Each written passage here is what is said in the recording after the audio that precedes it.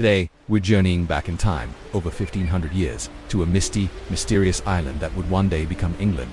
This is the story of the Anglo-Saxons, a tale of migration, conquest, kings, and culture that laid the very foundations of the English-speaking world. So grab a cup of tea, get comfortable, and let's dive into the Dark Ages. Our story begins in the 5th century. The mighty Roman Empire, which had ruled Britain for nearly 400 years, was crumbling. Their legions were recalled to defend the heart of the empire, leaving the Romano Britons vulnerable. Imagine the scene. Hadrian's Wall, once a bustling military frontier, now stands silent. The villas and towns, once symbols of Roman order, are now exposed to raids from the Picts in the north and the Scotti from Ireland. The Britons needed help, and they looked across the North Sea for mercenaries. Enter our main characters, the Angles, the Saxons, and the Jutes. These were Germanic tribes from what is now modern-day Denmark and northern Germany. They were farmers, seafarers, and fierce warriors. The British leader, traditionally known as Vortigern, invited these warriors to fight for him, offering them land in exchange for protection. It seemed like a good deal at first. Too good, in fact. According to the historian Bede, the first arrivals, led by the legendary brothers Hengist and Horsa, landed in Kent around the year 449. They did their job, pushing back the invaders. But then they saw the green fertile lands of Britain and decided they wanted more than just a paycheck. They sent word back home, and soon boats filled with warriors, farmers, and their families began to cross the sea. This wasn't just a raid anymore. It was a full-blown migration. What followed was a period of intense conflict that lasted for decades. The native Britons, led by figures who may have inspired the legend of King Arthur, fought back fiercely. Battles like the one at Mount Badon around the year 500 were major. British victories that temporarily halted the Anglo-Saxon advance, but the tide of history was against them.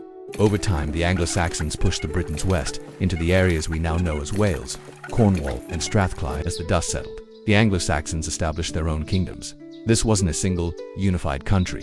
Instead, it was a patchwork of rival realms known as the Heptarchy. You had the powerful kingdoms of Northumbria in the north, Mercia in the Midlands, and Wessex in the south. Then there were the smaller kingdoms of East Anglia, Essex, Kent, and Sussex.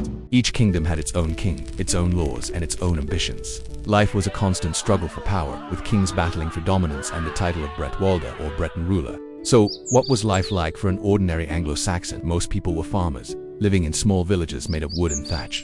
They worked the land, growing crops like wheat and barley, and raising pigs and sheep.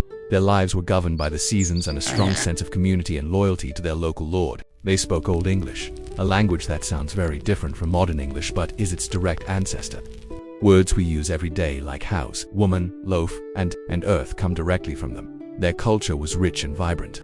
They were master craftsmen, creating stunning metalwork and intricate jewelry, like the treasures found in the Sutton Hoo ship. This incredible discovery from 1939 gave us a breathtaking glimpse into their world. A magnificent helmet, swords, gold buckles, and coins from across Europe, all buried with a powerful king. It showed they weren't just simple farmers, but a sophisticated society with far-reaching trade connections. They also had a deep love for storytelling and poetry.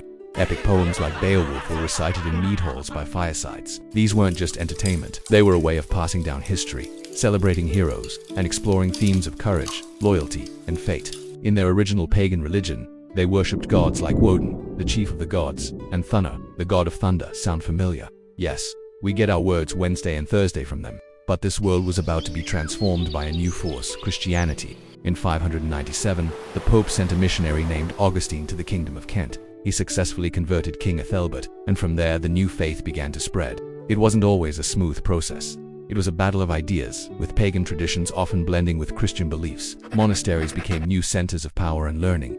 Monks like the Venerable Bede in Northumbria wrote down the history of their people, preserving their story for us. This new faith brought literacy, new laws, and a connection to the wider world of Christian Europe.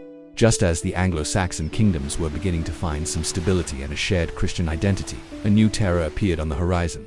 In 793, dragon-headed longships appeared off the coast of Northumbria and raided the holy monastery of Lindisfarne. The Vikings had arrived. For the next century, these Norse raiders would terrorize England, plundering and conquering. They weren't just raiding, they came to settle, seizing vast swaths of land, particularly in the north and east, an area that became known as the Danelaw.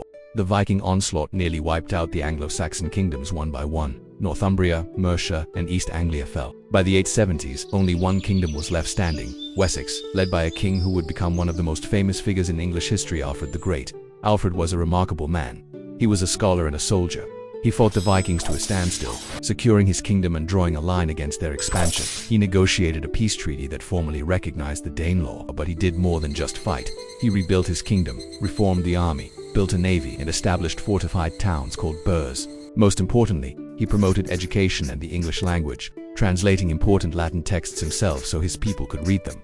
Alfred didn't just save Wessex, he saved the very idea of an English identity. Alfred's dream was of a united English kingdom. It was his children and grandchildren who would make that dream a reality. His son, Edward the Elder, and his formidable daughter, Thelfold, Lady of the Mercians, fought to reclaim the Danelaw. Finally, in the year 927, Alfred's grandson, Aethelstan, conquered the last Viking kingdom of York and became the first king of all the English for the first time. The land we know as England was united under a single ruler. The century that followed was a golden age for Anglo-Saxon England.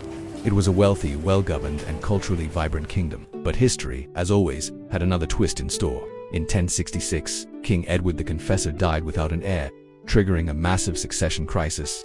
3 men claimed the throne: Harold Godwinson, the most powerful English earl; Harold Hardrada, the fearsome king of Norway; and William, the ambitious Duke of Normandy. What happened next is the stuff of legend. Harold Godwinson was crowned king, but he immediately had to march his army north to fight off Harold Hardrada's invasion.